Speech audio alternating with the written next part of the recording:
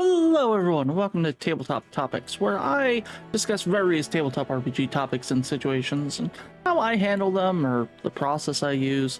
Today's going to be a little bit different though. Those who have been here long enough may remember I did a PowerPoint titled Rage Bait, why you should play games other than 5e. I've been seeing posts make the rounds again about how to play whatever tabletop RPG in 5th edition. So here we are again discussing tabletop RPGs you should play without forcing them into 5th edition. Now, this is still kind of a rage bait video.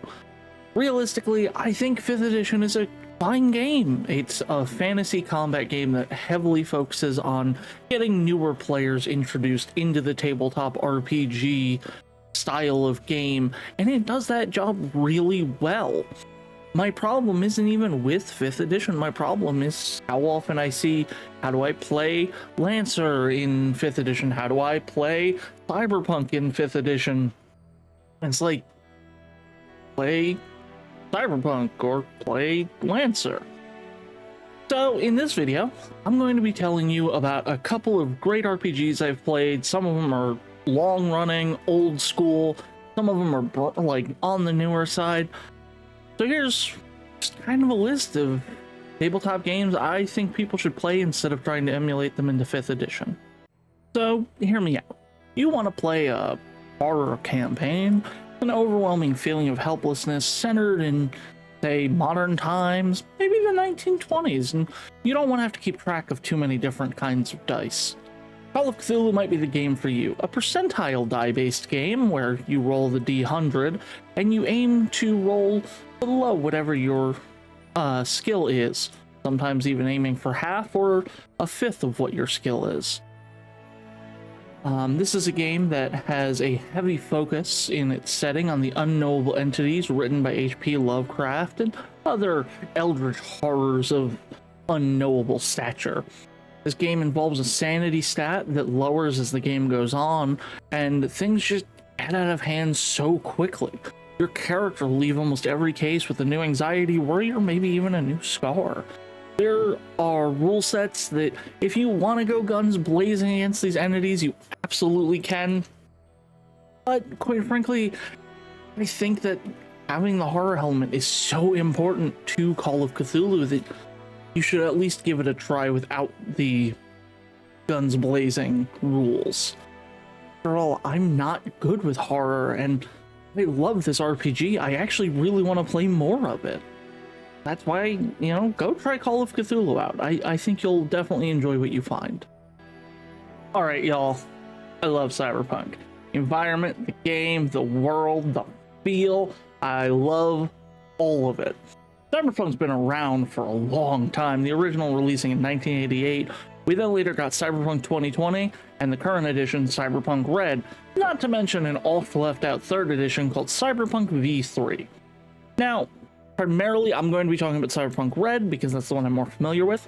It's a D10 based system where you add your skill, stat, and whatever the D10 rolls. On a 10, roll the D10 again, add whatever you got, and on a 1, you roll it again and subtract it. These do not keep exploding, however, so at most you're going to be getting stat plus skill plus 20, or stat plus skill minus 9. There are a ton of free DLC books that you can get for Cyberpunk Red, including ones that walk you through converting stuff from Cyberpunk 2020, namely the weapons and vehicles. The only complaint I really have about Red as opposed to 2020 is that in 2020 there was so much character in the weapons and armor and vehicles, all having different names and stats and makers and models, as opposed to just a standardized heavy pistol. I suggest at least finding the 2020 weapons catalog and using the conversion DLC just to put a little more life into your Cyberpunk games. Alright, we all know I love Fallout. I've played so much 76 on the channel. I've done 3 and New Vegas, as well as a little bit of 4 on the channel as well. Modiphius is the company that makes the Fallout Wasteland Warfare miniature war game. And they made a TTRPG companion for Wasteland Warfare, and that is not the subject of this part. Instead, we're talking about the Modiphius 2D20 Fallout system. It's made using a system that they have been repurposing in great ways and ultimately making more relevant to whatever world they're putting it into. It is so much better than the Wasteland Warfare companion. Got rules for a lot of stuff you'd want to do within the Fallout universe, such as if you want to play a Vault Dweller, if you want to be a ghoul, if you want to be a super mutant, you could even be a Mr. Handy. You can have a dog meat companion and wander the wasteland as you wish. Primary setting for the game is the Commonwealth, but you can feasibly run it anywhere in the Fallout universe if you either have a map or can create one. Just giving it a try. The way it works is that when making a check, you'll roll 2d20, though you can spend action points to get additional d20. Once you roll, you're looking to get equal to or lower than your skill plus attribute, and the more successes, the better you do. Some checks will require more than 2 successes to pass, so that is something to keep in mind. It's such a fun game, and honestly, it keeps things fairly lively. I suggest picking it up and giving it a read.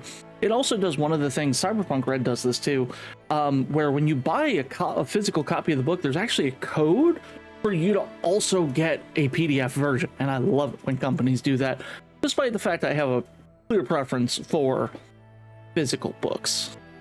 So this is actually a new one for me, but quite frankly, this is one of the systems that I saw a Reddit post that got me to want to do this video. Lancer, a fantastic game about giant robot skirmishes. There are rules for being out of the mech and if fisticuffs come up, but the game is intended to be giant mechs going to war. The D20 system that, depending on the situation, may have you adding or subtracting a D6 from your rolls. There's a lot of nuance to it, and while I would love to have more rules for out-of-mech situations within the game, I think the game is great with what it does. Let Lancer be Lancer, use the Lancer rules. I love the different mechs, a lot of the character that's put into all of the flavor text, and quite frankly, the art is quite beautiful in this game. So please go and play some Lancer. I've recently started up a tabletop game, and at some point I will start uploading everything to YouTube from it. Like most people who grew up watching anime involving feudal era Japan, I've had my obsessions with feudal era Japan. I loved it growing up because of anime like Rurouni Kenshin, and Legend of the Five Rings takes that sentiment and runs with it. He plays characters in a parallel version of feudal Japan, often working for lords of the land. The class is often falling into some form of samurai, monk, or priest, and rather than rolling standard dice, you use these specialized dice right here. They have symbols that basically translate to hit, miss, stress, and critical hits, and your attributes are actually one of the 5 elements: water, wind, fire, earth, and void. Your health is influenced by your earth element, water influences your stress, and your techniques will find themselves originating in those elements as well. If, like me, you had a feudal era Japan obsession, I suggest sitting down and playing this game.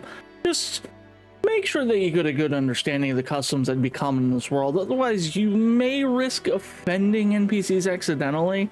And GMs, definitely be patient with your players on the off chance they aren't familiar with all of the customs and rituals that would come into effect here. This is actually a personal favorite of mine. Mongoose Traveler 2nd Edition is a sci-fi game centered in the larger galaxy. You'll spend a lot of downtime going from planet to planet, damage being a serious threat as you exist in a capitalist hellscape. Hospitals will charge you everything your family's worth and more, and quite frankly, there's no HP pool. When you take damage, your physical attributes actually lower, so you will start being worse in combat as you take damage. I love the natural character creation system where you're actually rolling out a vague history of your character, gaining skills and such as you go. However, on the off chance that you want more control of your character's history and their skills, there are alternative rules for character creation in the book. However, like I said, I just really love the base character creation style. When it comes to making checks, you just roll 2d6, you add your modifiers, and if you beat usually an 8, you'll succeed. There are obviously modifiers that'll make a check easier or more difficult than you expected, but ultimately the base difficulty value is 8 and it'll end up somewhere in that range. I could talk about Traveler for hours simply because there's just so much, and I love the fancy books that come with the Pirates of Drinix campaign. Maybe one day I'll do a live play of it. Maybe. Vampire the Masquerade was the first tabletop RPG I ever even built a character for.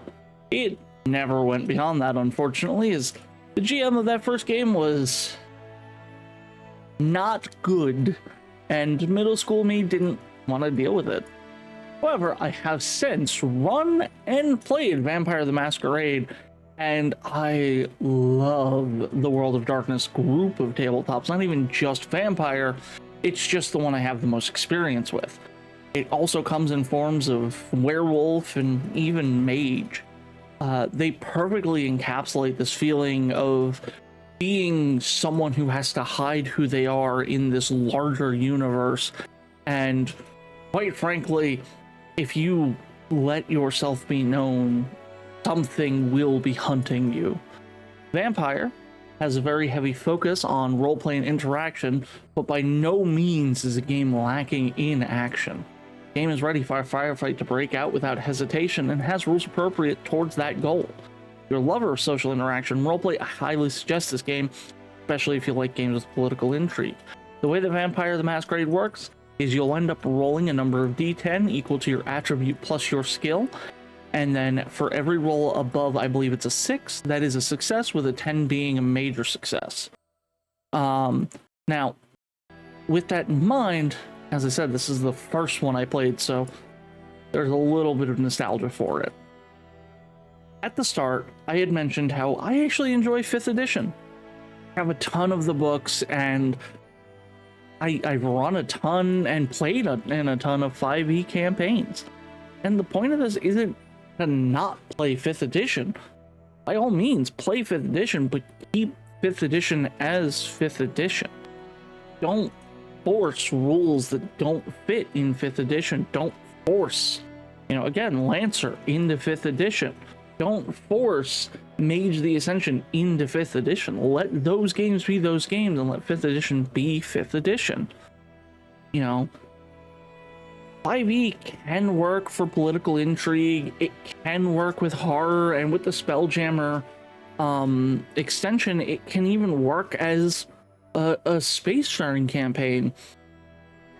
But I don't think 5th edition can reach the same level of what those games are designed to accomplish, and I think you should broaden your horizons when it comes to playing a tabletop.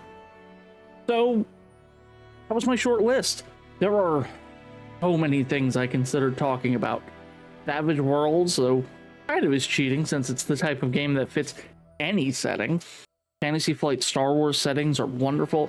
Fabula Ultima, which kind of falls into the same vein as Savage Worlds, but definitely leans more on fantasy. Mutants and Masterminds, Shadowrun, these are all great tabletops that, quite frankly, I felt I would have just been rambling to go over. What kind of tabletop RPGs do you wish people gave more attention to? Let me know down in the comments below. Like the video if you enjoyed it, and subscribe if you're new here. Thanks so much for watching this, and I'll see you next time.